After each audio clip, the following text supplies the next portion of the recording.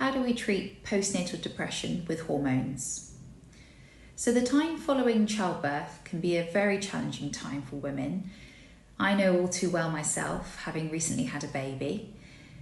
Pregnancy and childbirth can result in really huge hormonal fluctuations in a woman's body.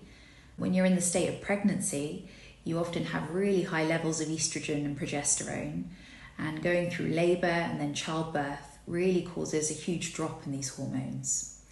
Many women can be really sensitive to these fluctuations. Postnatal depression, it has multifactorial causes and can also be affected by the nature of the delivery, a history of mental health problems, a history of trauma, and also just having no support system in place. It's really important to have a comprehensive assessment of postnatal depression. Bioidentical hormone replacement and the balancing of hormones can play a significant role in helping women regain their health and be a really effective alternative to conventional antidepressants. Find out more and book a consultation with myself, Dr. Jennifer Singh, at the Marian Gluck Clinic.